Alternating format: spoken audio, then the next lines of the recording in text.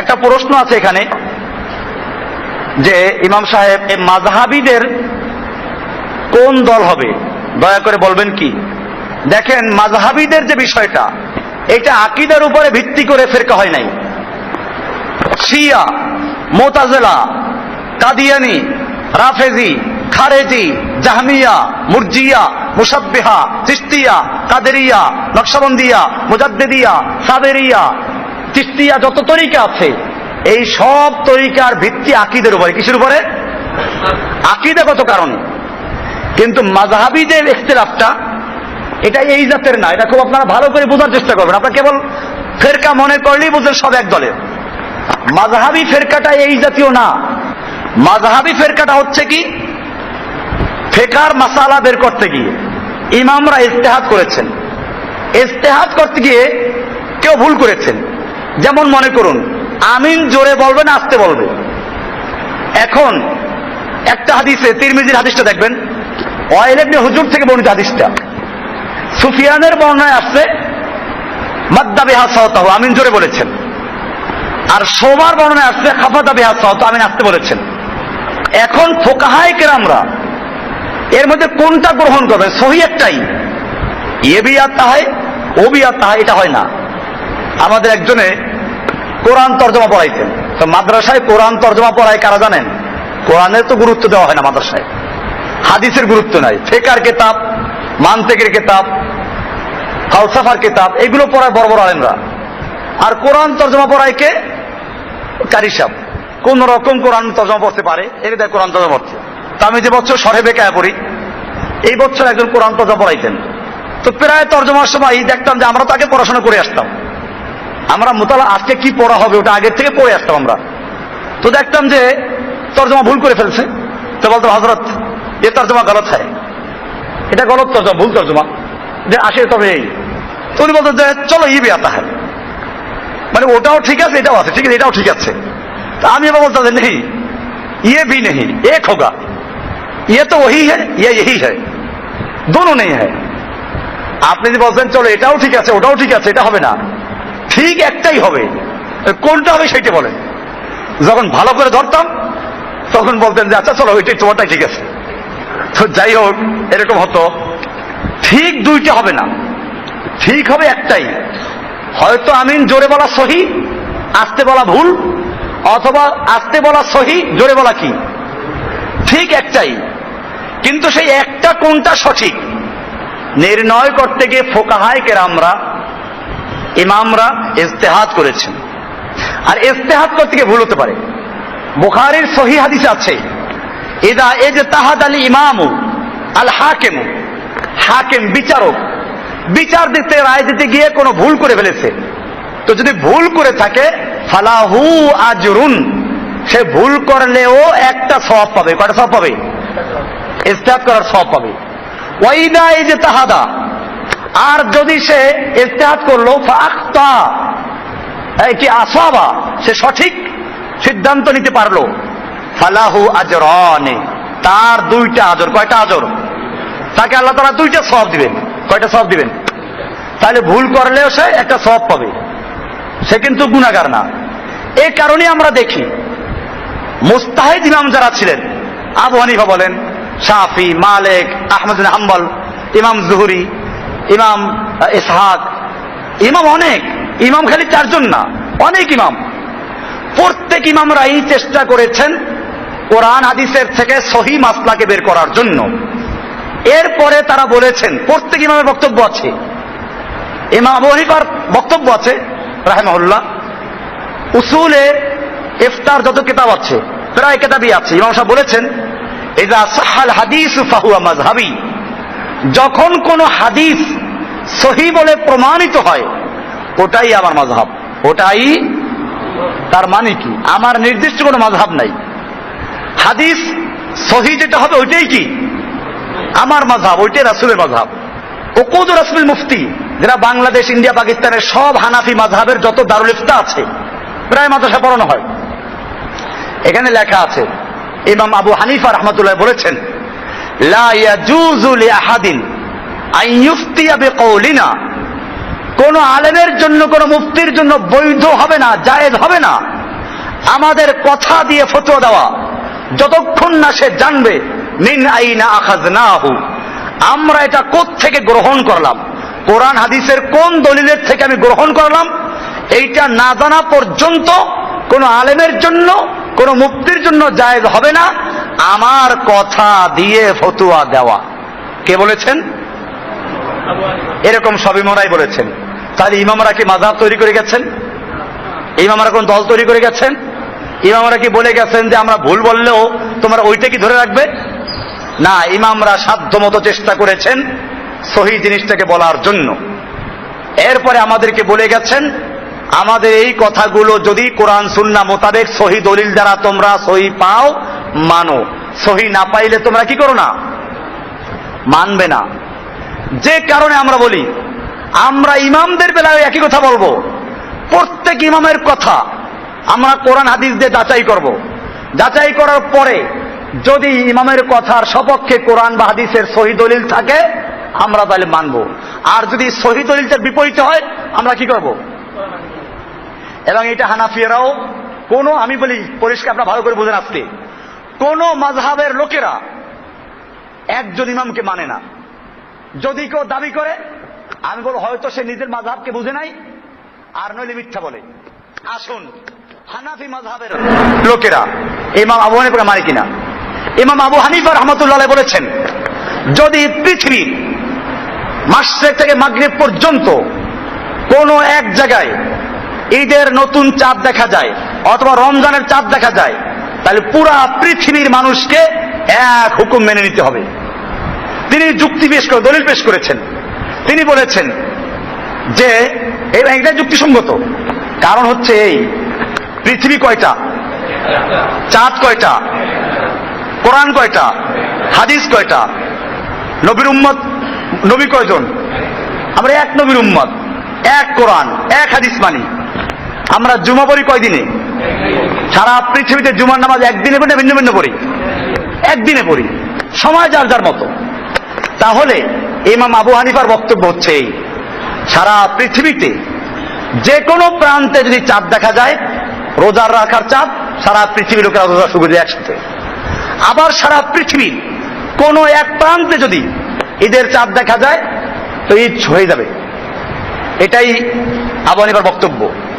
এবং তিনি আরো দলিল পেশ করেছেন যে লাইলাতুল কদরে কোরআন নাযিল হয়েছে। লাইলাতুল কদর কয়টা? না দুইটা। যদি তোমরা আলাদা করো তাহলে লাইলাতুল কদর থেকে বঞ্চিত হইবা, কারণ লাইলাতুল কদরে আল্লাহ কোরআন নাযিল করেছেন, আর কোরআন নাযিল হয়েছে মক্কায়। মক্কার লাইলাতুল কদর যেটা, সারা পৃথিবীর লাইলাতুল কদর কি সেটা হবে নাকি আলাদা হবে? তাহলে মক্কায় যখন লাইলাতুল কদর বেজর রাত্রে হয়, বাংলাদেশ পাকিস্তান ইন্ডিয়াতে হয় তখন জোর রাত্র, আর বাংলাদেশে যখন জোর রাত্র তখন সৌদি আরবে কি বেজর। তাহলে লাইলাতুল কদর কোনটা সঠিক? দুইটা বলতে পারবেন না, যার যার মতো তার তার মতো, কারণ এই লাইলাতুল কদরের সাথে সম্পৃক্ত কোরআন নাযিলের। কোরআন তো আর দুই রাতে নাযিল হয় নাই, যে একবার নাযিল হয়েছে লাইলাতুল কদর সৌদি আরবেরটায়, আর একবার নাযিল হয়েছে লাইলাতুল কদর বাংলাদেশেরটায়। কোরআন কি দুইবার নাযিল হয়েছে, একবার নাযিল হয়েছে? কোরআনকে আল্লাহ তাআলা লাইলাতুল কদর নাযিল করেছেন। কোরআনে স্পষ্ট আছে ইন্না আনজালনাহু ফি লাইলাতুল কদর, আমি কোরআনকে নাযিল করেছি লাইলাতুল কদরে। লাইলাতুল কদর কয়টা? কোরআন নাযিল কয় রাত্রে? কিন্তু এখন পৃথিবীতে লাইলাতুল কদর কয়টা হইতে হয়? পেঁচটা লাগলো কোন জায়গায়? আপনি যে বলবেন যে এক রাত্র হবে, তাও হইতো যদি জোর বেজোর ভাগ করা থাকতো। এখন তো পেঁচ লাগছে আরো। সৌদি আরবে যখন বেজোর, বাংলাদেশে কি? আর সৌদি আরবে যখন বেজোর, সৌদি আরব তখন বাংলাদেশে কি জোর। আপনি যে বলবেন এর মধ্যে যে রাত্রে হয় সে রাত্রে সারা দেশে এক, এটা বলা যাবে না। আর যদি বলেন যে না লাইলাতুল কদর একটা, লাইলাতুল কদর কি সময় যার যার মতো, তাহলে আমরা বলবো যে জুমার দিন যেরকম জুমার নামাজ সারা বিশ্বে একদিনে পড়ি, সময়টা কার কার মতো? এখন আমরা জুমা পড়ে ফারেক হয়েছি, আরো 3 ঘন্টা পরে সৌদি আরবে কি হবে? এখন সৌদি আরবের লোকেরা জুমার নামাজ যাচ্ছে, যেহেতু 2:45 বাজতেছে, তার মানে 12:15। এখন হারাম শরীফের চতুর্দিকে পিঁপড়ার মতো লোকেরা জড়ো হচ্ছে, আরো আধা ঘন্টা পরে আজান হবে, আজান হয়ে তারপরে নামাজ পড়বে। তাহলে শুক্রবার একটাই ঠিক আছে। আমেরিকাতেও আজকে শুক্রবারই জুমা পড়বে, সময়টা যার যার মতো। ঠিক এরকম ভাবে লাইলাতুল কদর পুরা দুনিয়াতে কয়টা হবে? ঈদ কয়টা হবে? রোজা কয়টা হবে? একই সাথে হবে। এই কথা বললে আমার দেশে আলেমরা কি বলে? আমরা তো নামাজ তো এক সময় পড়ি না। আমাদের কথা খেয়াল রাখবেন, নামাজ তো আমরা এক সময় পড়ি না, রোজা কেন একসাথে রাখবো? আমি বলি তোমার কথা দুই কারণে ভুল। এক হচ্ছে নামাজ আমরা এক সময় পড়ি না, ও রোজাও তো তুমি এক সময় রাখো না, এটা বলো না কেন?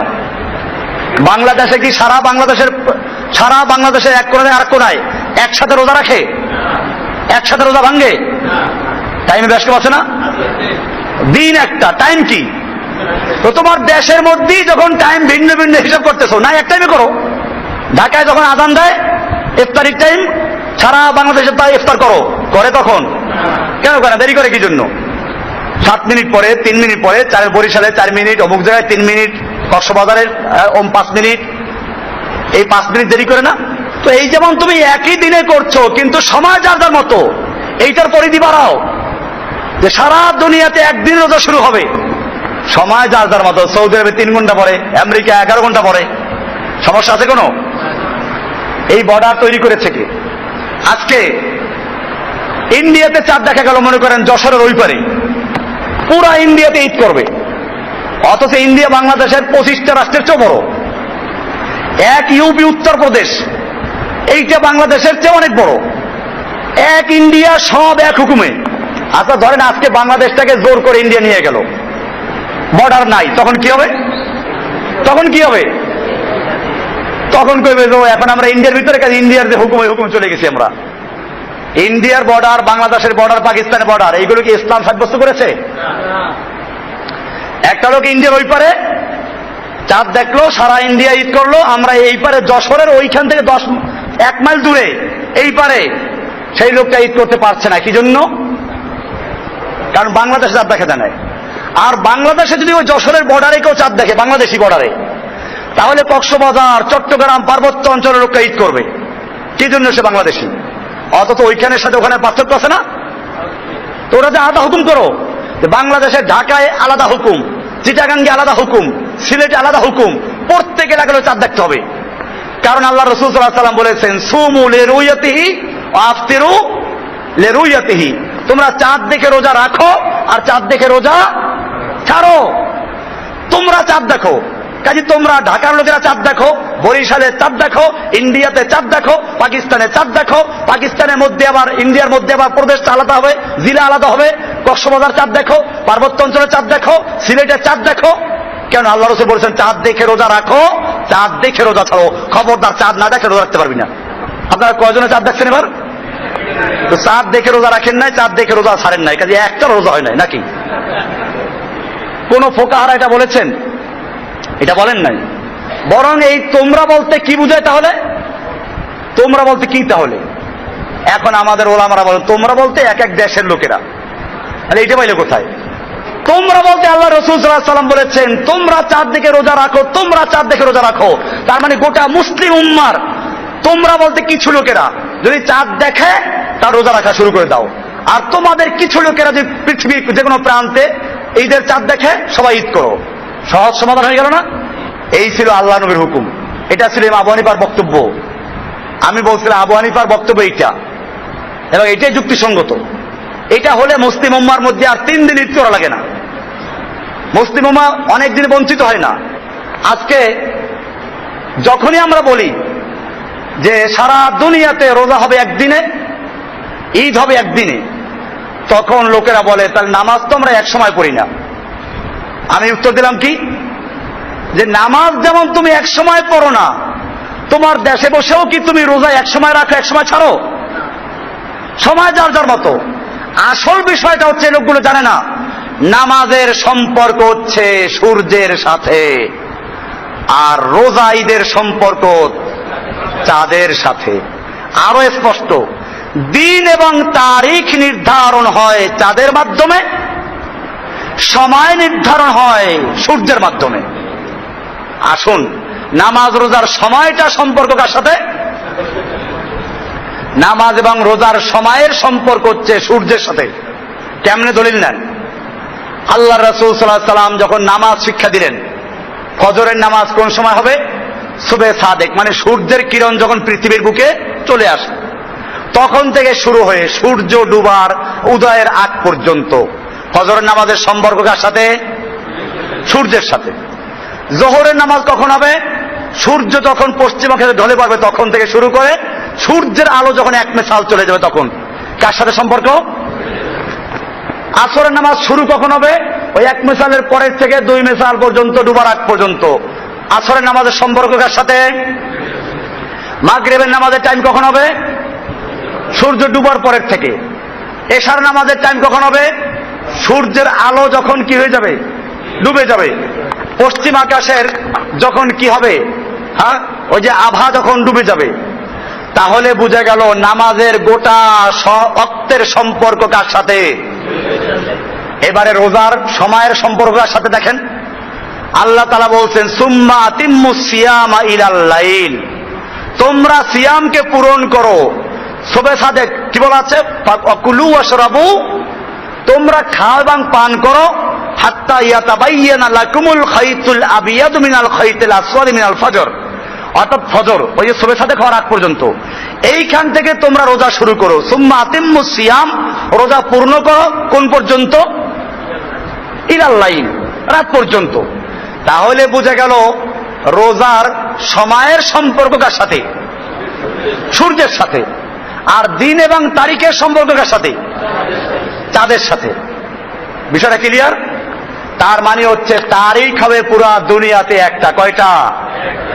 ইংরেজি তারিখ কয়টা হয়? বাংলা তারিখ কয়টা? তাহলে মুসলমানদের আরবি তারিখ কয়টা হবে? আচ্ছা, তারপরও যদি মানতে রাজি না হন তাহলে এবারে আমি আসবো। এই যে আরবি তারিখটার নাম কি বলে? হিজরি সন। আরবি তারিখের নামটা কি? হিজরি সন। হিজরত করেছিলাম কি বাংলাদেশের লোকেরা, সেই জন্য হিজরি সন হয়েছে? আমাদের নেতারা বা বাংলাদেশের জাতির জনক হিজরত করে পাকিস্তান গিয়েছিলেন যেদিন, সেদিন থেকে হিজরি সন গণনা শুরু হয়েছে। বিষয়টা এমন। অথবা জাতির ঘোষক, জনক বললে আবার ঘোষক না বললে আর কেউ নাটক হইতে পারে, বোঝেন নাই কিছু? জনক আর কি? ঘোষক। ঘোষক যেদিন ঘোষণা করলেন সেদিন থেকে হিজরি সন গণনা করা হয়েছে। বিষয়টা এমন। বাংলাদেশের কোন বুজুর্গ যেদিন আত্মপ্রকাশ করেছেন সেদিন থেকে হিজরতের সন ঘোষণা করা হয়েছে। বিষয়টা এরকম। হিজরি সনটা ঘোষণা করা হয়েছে কোন দিন থেকে? আল্লাহর নবী মুহাম্মদ সাল্লাল্লাহু আলাইহি ওয়াসাল্লাম মক্কা থেকে হিজরত করে মদিনায় গিয়েছিলেন, ওই সময় থেকে হিজরি সন গণনা শুরু হয়। তাহলে হিজরি সনের তারিখটা কি ওইটার সাথে সম্পর্ক রেখে হবে না বাংলাদেশের হবে? যারা বাংলাদেশের হিজরি সন গণে তারা কি করে? তারা কার হিজরতের সন গণনা করে? মুহাম্মদ সাল্লাল্লাহু আলাইহি ওয়াসাল্লাম হিজরি সন না অন্য কারো হিজরতের সন? কার হিজরি সন? আরবি সনটা কিসের সন? হিজরি সন। হিজরি সনের সম্পর্ক কিসের সাথে? হিজরতের সাথে। কে হিজরত করেছিল? মুহাম্মদ সাল্লাল্লাহু আলাইহি ওয়াসাল্লাম। সেটা কি বাংলাদেশের হিজরি তারিখে হিজরত করেছিল না আরবদের হিজরি তারিখে? আপনি কোনটা মানতেছেন? এরপরে আসুন, আরাফাতের ময়দানের হাজিরা 9 তারিখে যখন আরাফাতের ময়দান অবস্থান করে, সেই সময় অন্যদের জন্য, গায়রে হাজিদের জন্য রোজা রাখা অনেক সওয়াবের কাজ। আমার সিয়ামের বইয়ের মধ্যে লেখা আছে, দলিলগুলো আর লেখেন, হাদিসে দলিল দেওয়া আছে। এখন আরাফাতের ময়দানে যদি অবস্থান করে 9 তারিখ, জিলহজ মাসের 9 তারিখ, রোজা রাখা সবার জন্য ফজিলতের বিষয়।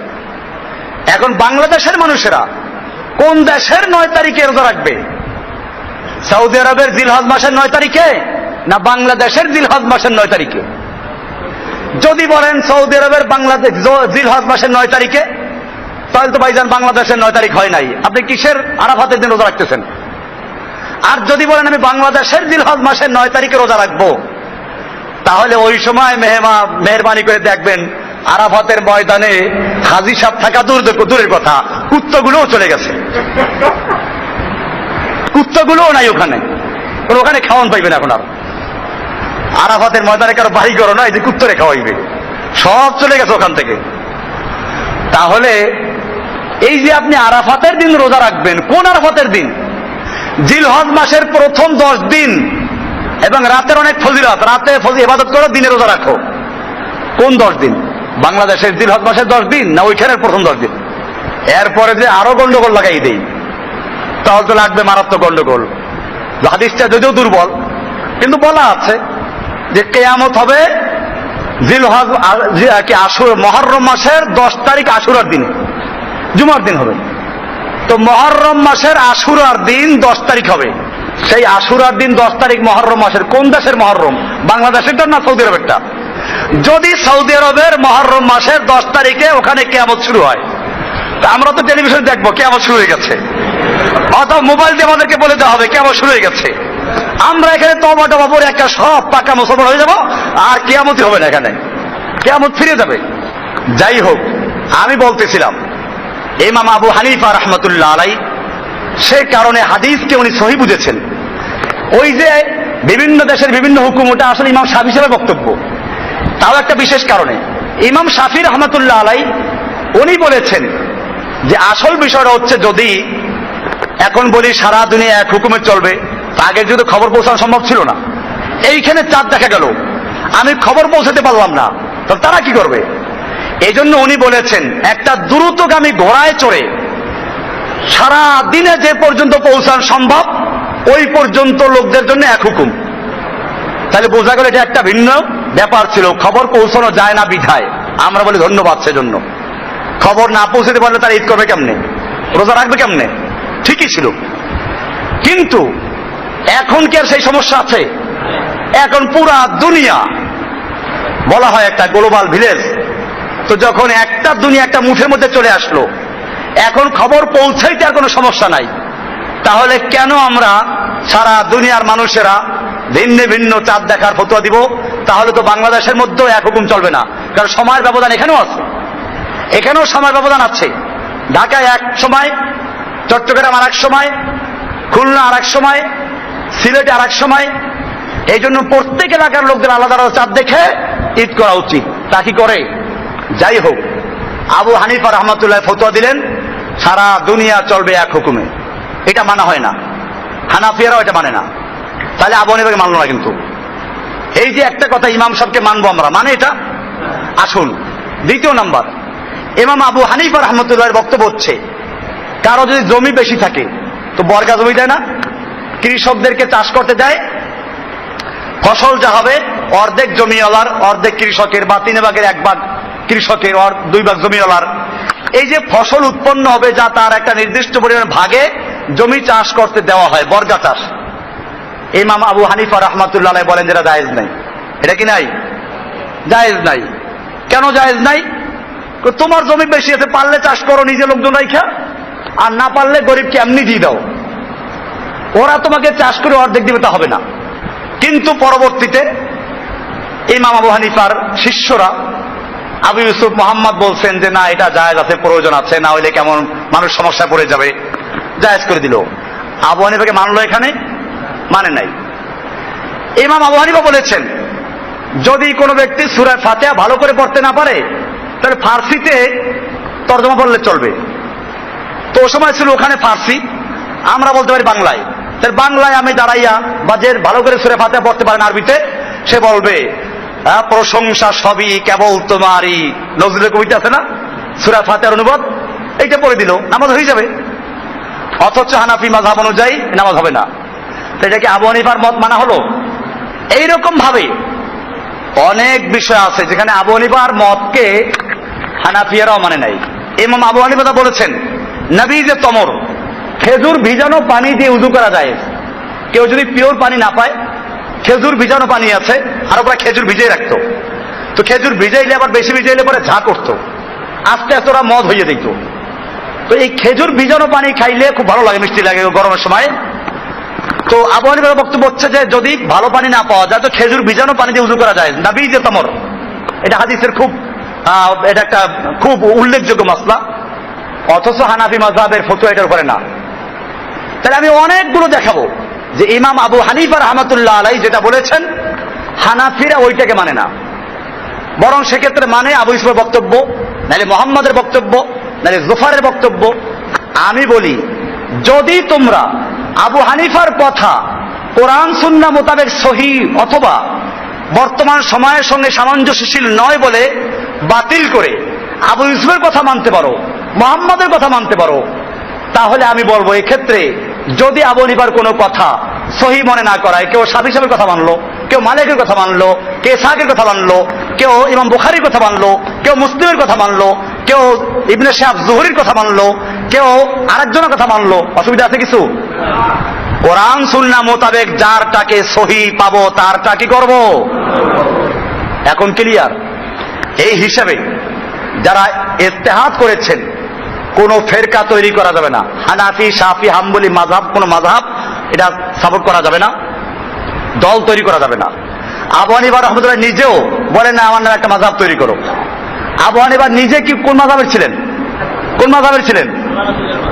কারণ তার নামের উপরে মাযহাব তৈরি করা হয়েছে, উনি তো মাযহাব তৈরি করেন নাই। ইমাম শাফি সাহেব কোন মাযহাবের ছিলেন? ইমাম মালিক রাহমাতুল্লাহ কোন মাযহাবের ছিলেন? ইমাম আহমদ বিন হাম্বল কোন মাযহাবের ছিলেন? ওনারা যেই মাযহাবের ছিলেন আমরা সেই মাযহাবের লোক, মানে মুসলিম। মানে কি? আমরা ইমাম আবু হানিফাকে শ্রদ্ধা করি। খুব খেয়াল রাখবেন, আমি এটা আমাদের ভাইদেরকে পরিষ্কার বলি, আপনারা খুব না বুঝে বাড়াবাড়ি করেন। ইমাম আবু হানিফার কোনো দোষ নাই, কারণ যে লোকটা ইজতিহাদ করে গেছেন, যে লোকটা তারপরে বলেছেন যে আমরা যা বললাম আমাদের কথা যদি কোরআন সুন্নাহ মোতাবেক হয় পালন করো, কোরআন সুন্নাহ মোতাবেক না হলে ফারমুহা বিহাযিহিল জিদার, তোমরা আমাদের কথা ওই দেওয়ালে ছুঁড়ে মারো।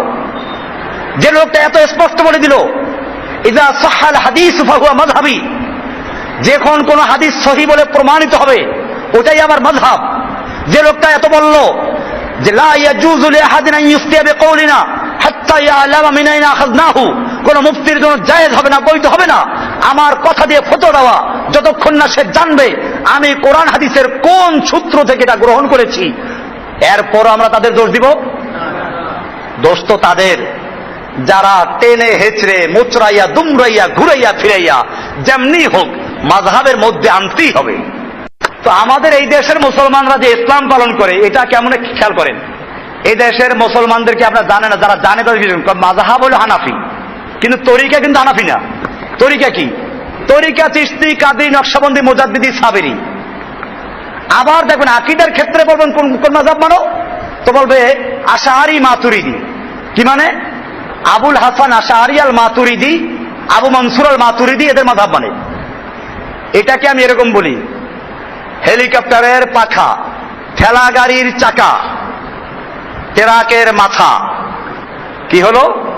হেলিকপ্টারের পাখা, ঠেলা গাড়ির চাকা আর ট্রাকের মাথা, এই যোগ দিয়ে একটা গাড়ি তৈরি করে দিয়েছে ভেষজ ইসলাম। এটার নাম কি? मजहबन हनाफी है, अकीदतन अशारी मातुरिदी है और तसव्वुफ में चिश्ती, कादरी, नक्शबंदी, मुजद्दिदी है। बोलेन नहीं?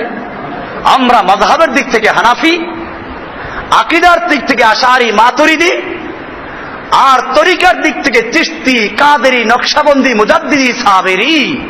কি ইসলাম এটা? কেন সবটা এক জায়গায় যাইতে পারো না? আমরাও স্পষ্ট বলি हम मजहबन भी मोहम्मद सल्लल्लाहु अलैहि वसल्लम के मजहब मानते हैं इस्लाम, अकीदा में भी हम मोहम्मद सल्लल्लाहु अलैहि वसल्लम के अकीदा मानते हैं, तौहीद का अकीदा। और तरीका में भी हम चिश्ती, कादरी, नक्शबंदी, मुजद्दिदी मानते नहीं हैं, हम मानते हैं एक ही तरीका मोहम्मद सल्लल्लाहु अलैहि वसल्लम के तरीका और सहाबाए किराम के तरीका, वो इस्लाम के तरीका है। পরিষ্কার হয়ে গেল? সুতরাং আমাদের সম্পর্কে যখন কেউ জানতে চাবে এরা কোন মাযহাবের লোক, কোন দলের লোক, পরিষ্কার আমাদের মাযহাবের নাম কি? ইসলাম। আমাদের পরিচয় কি? মুসলিম। আমাদের সংবিধানের নাম কি? কোরআন এবং সুন্নাহ, সহিহ সুন্নাহ। খালি কোরআন না, আবার কোরআনের ব্যাখ্যাই তো সুন্নাহ, কোরআন সুন্নাহ। এরপরে আমাদের আদর্শ কারা? রাসূল সাল্লাল্লাহু আলাইহি ওয়াসাল্লাম, নবীরা, রাসূল সাল্লাল্লাহু মুহাম্মদ সাল্লাল্লাহু আলাইহি ওয়াসাল্লাম। আমরা মুহাম্মদ সাল্লাল্লাহু আলাইহি ওয়াসাল্লাম আদর্শ ফলো করি যেভাবে সাহাবায়ে কেরাম ফলো করেছিলেন। কথা ক্লিয়ার? এর বাইরে আমাদের কোনো কি নাই। এজন্য প্রশ্ন যে করেছেন আশা করি ক্লিয়ার হয়ে গেছেন। একদিকে প্রশ্ন উত্তর হয়ে গেছে, আর একদিকে আমার দর্স চলতেছিল যেটা যে মুজতাহিদ মুফতি ইজতিহাদ করে যদি ভুল করে, এখন আসুন ইজতিহাদ করে ভুলও করতে পারে, আমি সেটা ক্লিয়ার করেছি, ভুল করতে পারে। ইমামরা যে ফতোয়া দিয়েছেন শব্দ সঠিক তা না কিন্তু। এখন এখানে কি করবেন, এইখানে খুব সাবধান। এইখানে এসে আমরা বলি ইমামরা কেউ আমিন জোরে বলতে বলেছেন, কেউ আস্তে বলতে বলেছেন, সহি একটাই। কেউ রাফুল ইয়াদাইন করা মুস্তাহাব বলেছেন, কেউ না বলা মুস্তাহাব বলেছেন, হাদিসে করার কথা আছে। এখন ওনারা কিছু দলিলের কারণে কেউ বলেছেন না রাফুল ইয়াদাইন শুধু তাকবীরে তাহরিমার সময় থাকবে আর থাকবে না, এইগুলো ইজতিহাদি মাসালা। এগুলো কি ইজতিহাদ করে যদি কেউ ভুলও করে তাকে কাফের বলা যাবে? তাহলে যারা কাফের বলতেছে এটা পরিষ্কার খারিজ দেয়, কাদের আগে যা। সুতরাং এই রাফুল ইয়াদাইন না করলে, আমিন জোরে না বললে কাফের হয়ে যায়। এই ফতোয়াগুলো আমাদের সমাজে যারা ছড়াচ্ছে এদের সঙ্গে আমার কোনো সম্পর্ক নাই, আমি পরিষ্কার করে দিচ্ছি। আমি এদেরকে বরং মনে করি এরা সবচেয়ে জঘন্য খাওয়ারেজ। আসলাফদের মধ্যে কোন ব্যক্তি, মাযহাবী ইখতিলাফ আজকে শুরু হয় নাই, এই মাযহাবী ইখতিলাফ শুরু হয়েছে আগের থেকে। কিন্তু কেউ কি কোন আলেম কি ফতোয়া দিয়েছেন যারা মাযহাব মানেন নাই? ইমাম ইবনে তাইমিয়া বলেন, ইবনুল কাইয়িম জাওজি বলেন, সালাফি আলেম যারা ছিল তারাও কি আবু হানিফাকে কাফের বলেছে? খুলেন মাজমুআতুল ফাতাওয়া, ইমাম ইবনে তাইমিয়ার কিতাব আমার বাসায় আছে, 20 খণ্ড কিতাব। এই কিতাবে বারবার আছে ক্বাল আল ইমাম আবু হানিফা রাহিমাহুল্লাহ। ইমাম আবু হানিফা রাহমাতুল্লাহ আলাইহি বলেছেন। ইমাম ইবনুল কাইয়িম জাওজির কিতাব ইলামুল মুওয়াক্কিঈন, সেখানে তিনি পরিষ্কার বারবার উল্লেখ করেছেন ইমাম আবু হানিফা রাহিমাহুল্লাহ, ইমাম শাফি রাহিমাহুল্লাহ, ইমাম মালিক রাহিমাহুল্লাহ শ্রদ্ধার সঙ্গে উল্লেখ করেছেন। আমরা আইম্মা মুজতাহিদিনদেরকে যারা ইজতিহাদ করে মাসলা ইস্তেমবাত করেছেন তাদেরকে শ্রদ্ধা করি। বাকি তাদের নামে যে মাযহাব তৈরি হয়েছে, এই মাযহাব তারা নিজেরা তৈরি করেন নাই, বিধায় তারা যে মাযহাবের ছিল আমরা কি, আমরা ওই মাযহাব হানাফি শাফি হাম্বলি না, আমরা মুসলিম। আমরা কি, আমাদের দিন কি ইসলাম। বাকি ইমামদেরকে আমরা শ্রদ্ধা করি এবং তাদের যে ইজতিহাদ গুলো কোরআন সুন্নাহ মোতাবেক হবে সেগুলো আমরা কি করব, মেনে নিব। আর যেগুলো কোরআন সুন্নাহ মোতাবেক না সেগুলো কি করব, সেখানে কোরআন সুন্নাহকে অনুসরণ করব, ইমামদের কথা কি করব। এক কথায় আমরা কোরআন হাদিস দিয়ে ইমামদেরকে যাচাই করব, ওজন করব, মাপবো। কোরআন হাদিসকে ইমামদের দিয়ে ওজন করব না, মাপ করব না, ঠিক কিনা? কোরআন হাদিস দিয়ে যে কোনো আলেম যে কোনো ইমামদেরকে ওজন করব কি দিয়ে? কোরআন এবং সুন্নাহ হাদিসের সাথে যে ইমামের কথা এবং কাজ মিলবে তাকে মানব। আর যে ইমামের কথা কাজ কোরআন সুন্নাহ মোতাবেক মিলবে না, সেক্ষেত্রে যদি বিষয়টা ইজতিহাদি হয়ে থাকে, আমরা বিষয়টা বলে ইজতিহাদ করে তিনি ভুল করেছেন, এজন্য তিনি আল্লাহর কাছে আজর পাবেন, কিন্তু আমরা সেটা অনুসরণ করব না। ক্লিয়ার হয়ে গেল বিষয়টা? ইজতিহাদ করে ভুল করেছেন, আমরা তারে কাফের বলবো? কাফের বলবো না, বরং তারে বলবো ভুল করেছেন। এই কারণে তিনি হয়তো আল্লাহর কাছে একটা আজর পাবেন যদি সহি চেষ্টা করে থাকেন। আমাদের কাজ হচ্ছে আমাদের সহি কোরআন এবং হাদিস যেটা মিলবে ওইটা আমাদের মানতে হবে, আর কোরআন সুন্নাহর বিপরীত যেটা ওটা মানা যাবে না। সুফিদের যে তরিকার সাথে আমাদের ইখতিলাফ, সেটা আকীদাগত। পীরদের তরিকার ইখতিলাফটা ফিকহ ইখতিলাফ না, ওটা কি? আকীদার ইখতিলাফ। খারেজিদের সাথে ইখতিলাফ আমাদের কিসের ইখতিলাফ? আকীদার ইখতিলাফ। রাফেজিদের সাথে, শিয়াদের সাথে, মুতাজিলাদের সাথে, সুফিদের সাথে, বাউলদের সাথে, পীরদের সাথে আমাদের যত ইখতিলাফ সবগুলো কিসের ইখতিলাফ? আকীদার ইখতিলাফ। আর ফিকহি যে ইখতিলাফ হানাফি শাফি মালিকি হাম্বলি এদের সঙ্গে যে আমার ইখতিলাফ, ইখতিলাফটা কি না আকীদাগত বিষয় না, বরং তাদের সাথে ইখতিলাফটা কিসের? এই জন্য দেখবেন আবু হানিফা রাহমাতুল্লাহ আলাইহি সম্পর্কে সুফিদের যে সবচেয়ে বড় পীর কি নাম? সুফিদের কাছে বড় পীরের নাম কি? আব্দুল কাদের জিলানী। আব্দুল কাদের জিলানীর একটা কিতাব আছে দুনিয়াতুত তালিবিন, কি নাম?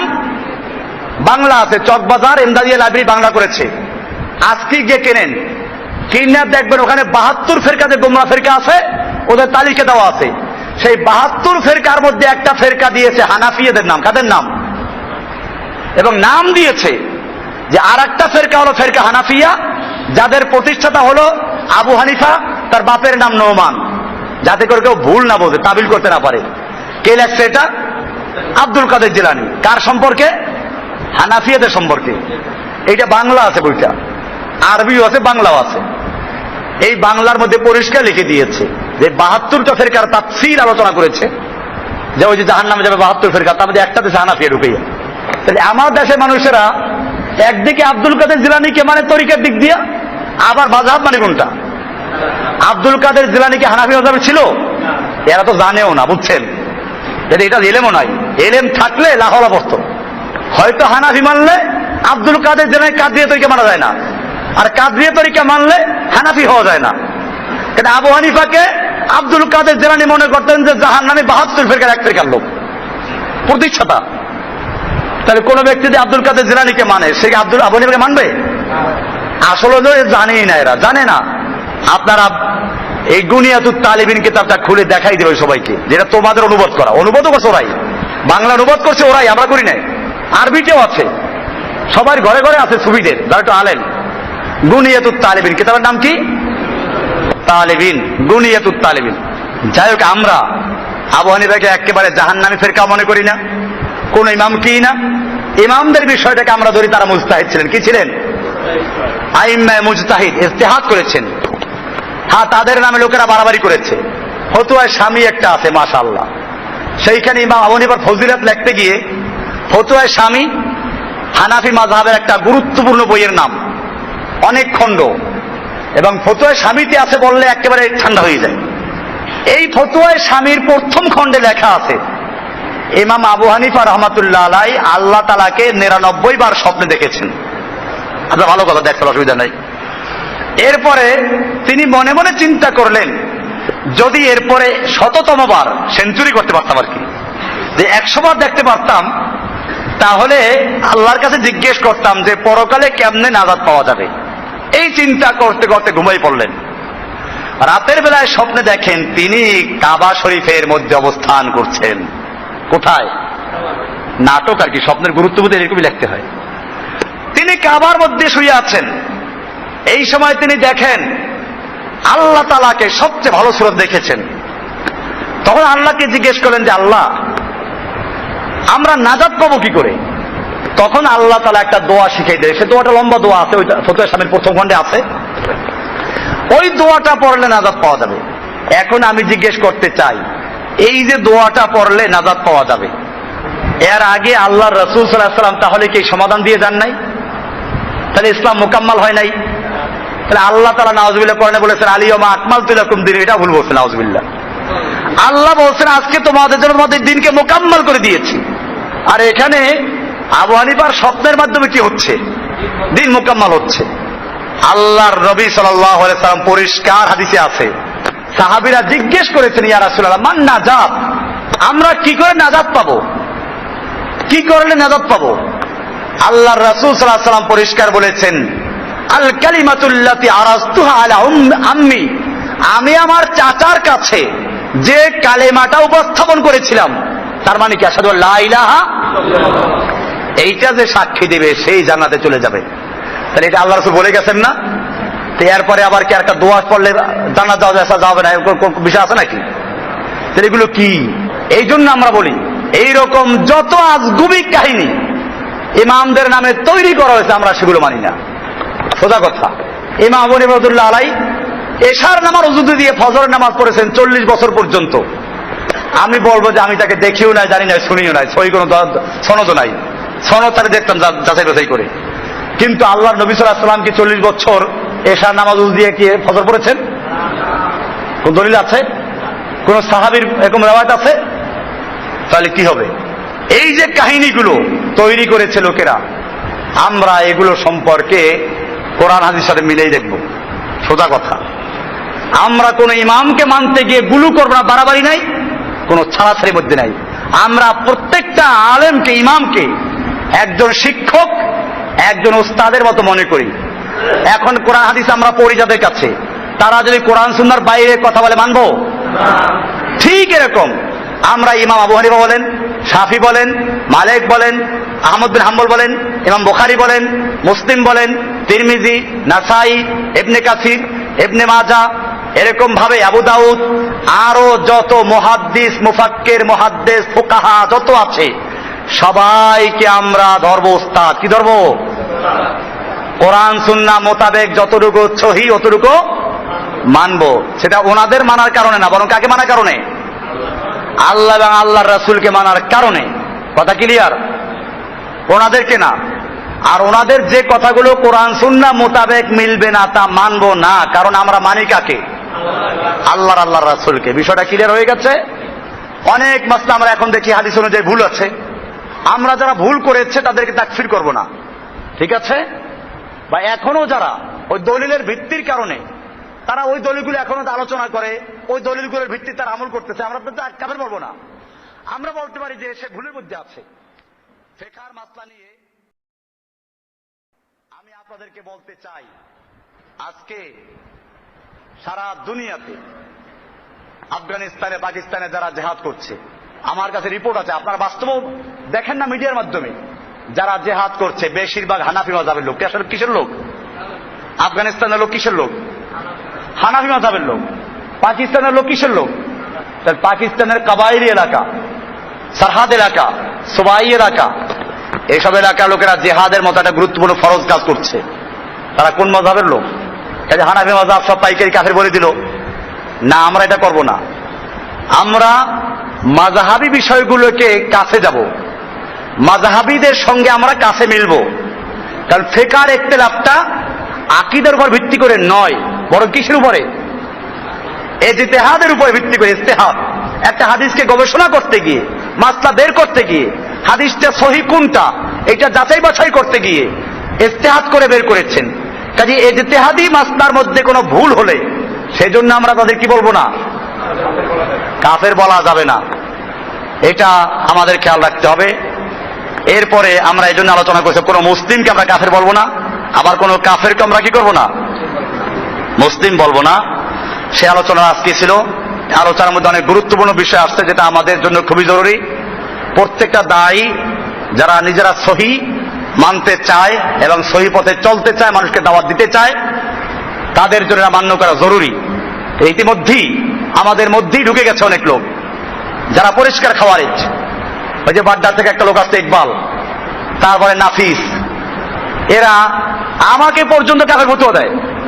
আমি বারবার এজন্য নতুন করে ঘোষণা দেয়, আশহাদু আল্লা ইলাহা, আপনাদের সামনে আবার ঘোষণা দিচ্ছি, আজকেও ঈমান তাজা করতে নতুন করে নবায়ন করতেছি। আমি আজকের থেকে আবার ঘোষণা করলাম যে আমি কোরআন হাদিস অনুযায়ী আল্লাহকে মানি, আল্লাহ রসুলকে মানি। আশহাদু আল্লা ইলাহা ইল্লাল্লাহ, এক আল্লাহ ছাড়া আর কোন আমার ইলাহ নাই, কোন মাবুদ নাই। আমি কারো হুকুম মানি না, কারো শাসন মানি না, কারো বিধান মানি না। ইল্লাল্লাহ মানে কি?